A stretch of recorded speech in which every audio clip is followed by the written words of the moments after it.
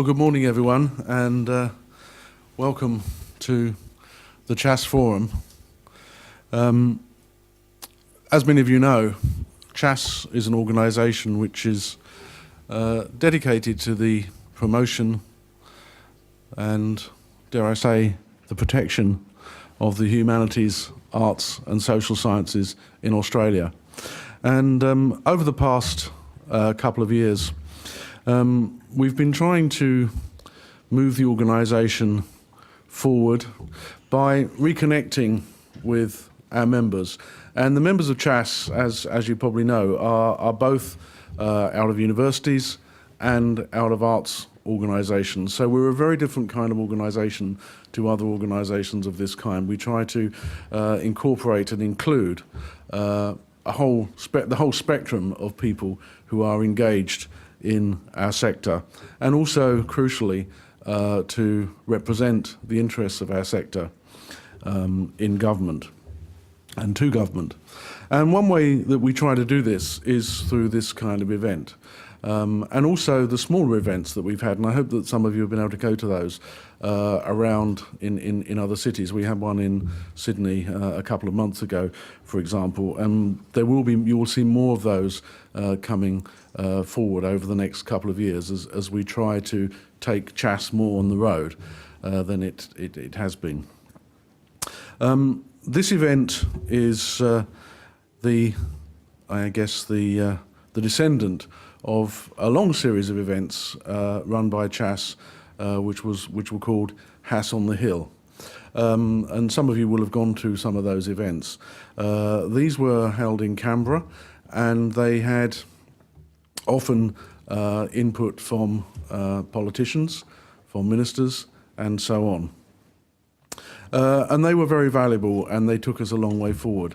However, we felt that taking the forum to Melbourne and to other cities in the future would increase the volume of people who could come. You've only got to look at the number of airline seats that arrive in Canberra before 9 o'clock on any weekday morning to understand how difficult it is to actually run a large-scale event in Canberra. But also to enable a different kind of dialogue to take place. Not only a dialogue which was explicitly configured around policy and, I suppose, lobbying, but rather a dialogue in which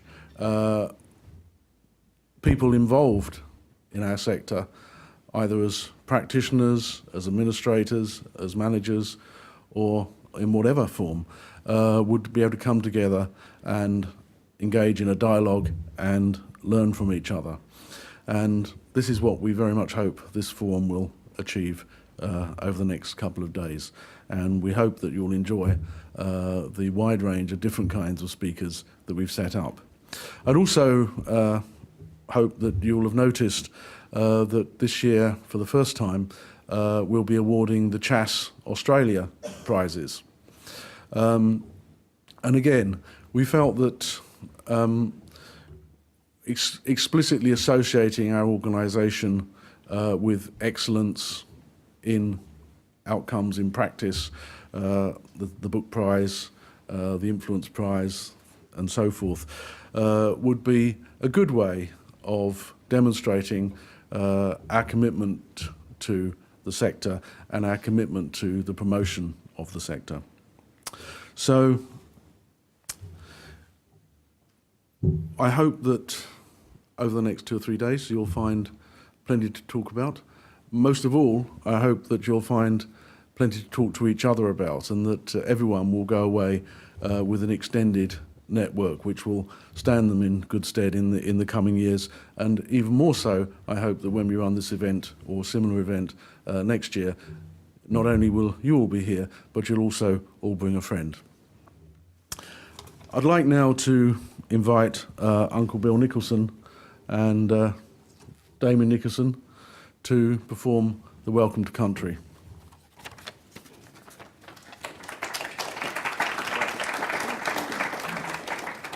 Yes, thanks, Professor. And first of all, I'd just like to thank the organisers for inviting me here and my son Damien to give the Welcome to Country. My name's Bill Nicholson. I'm the youngest of about 35 elders in the Wurundjeri Council today, and I'm very proud of that. And I'd like to start the welcome to country like this. Waminjika, Gabamalamungal, Burndak Katamin, Wurundjeri Balak. Now, if you were born here 200 plus years ago, you would have understood what I just said. And I'd like to translate that into what I call the modern language of this land, English. That's welcome, hello, how are you, and good day from the Wurundjeri people. And that language is called Boiwurrung, spoken here for over 40,000 years. As part of Welcome to Countries, we like to acknowledge both elders past, present, and our communities. And I like to extend that. I like to acknowledge any elders of any community, because elders are the leaders of community and the strong ones who are trying to uphold their cultures.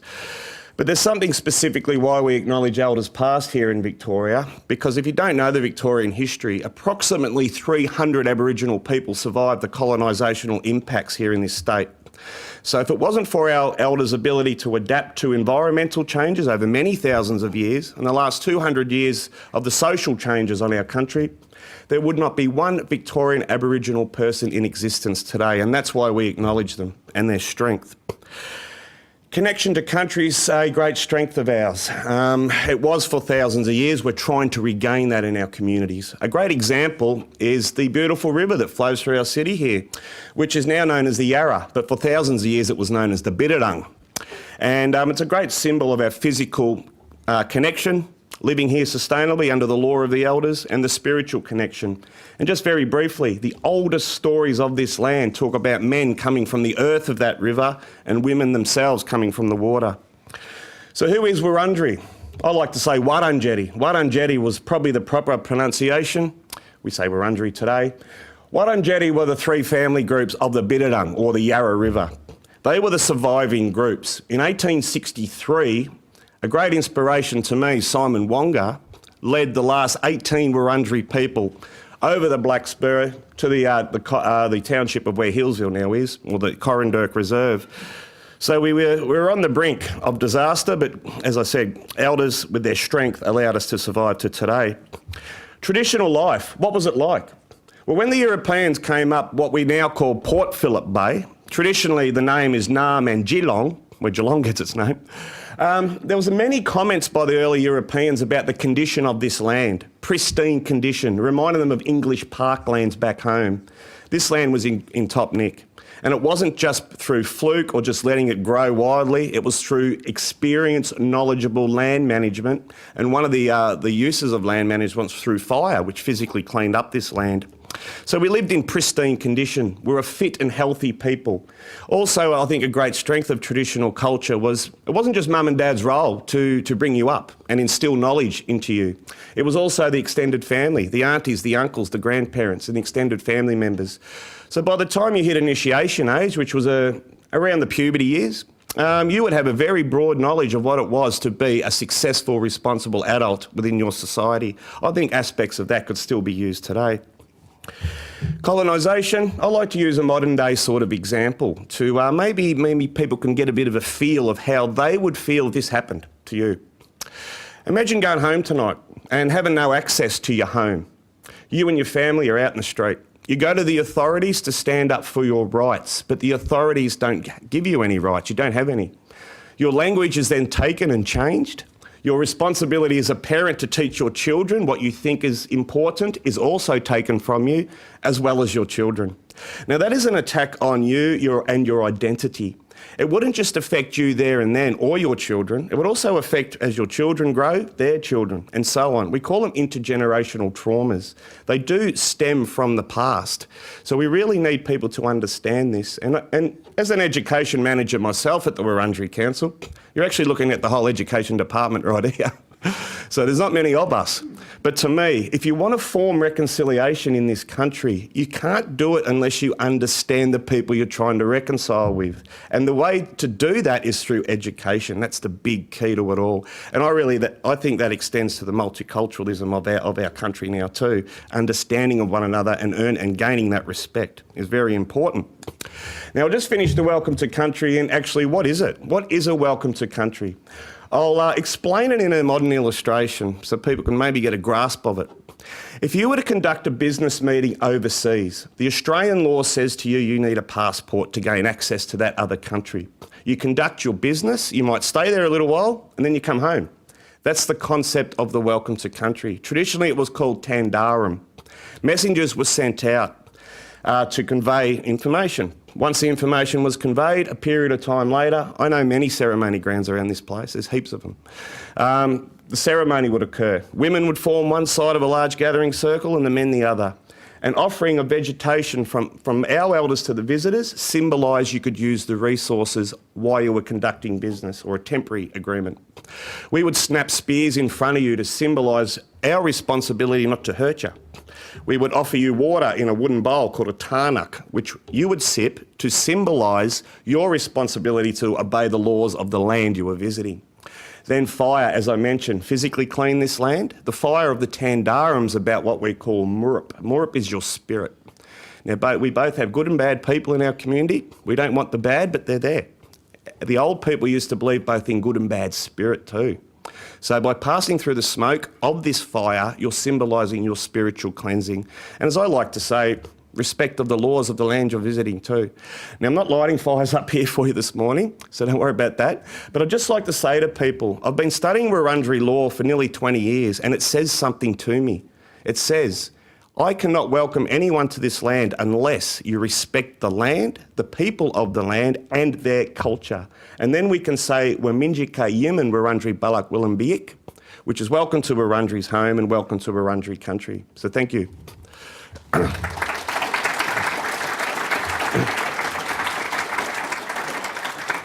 Just very briefly for the ones that may have walked in late, my son Damien was playing the didgeridoo. Now, the didgeridoo is not from here. It's from Northern Australia, and I would not play it because it has very special laws connected to it unless I had permission, which I personally do, which has been passed on to my son Damien. And by the way, it's called Yadaki. So Damien will play a minute or two for you. So again, thank you.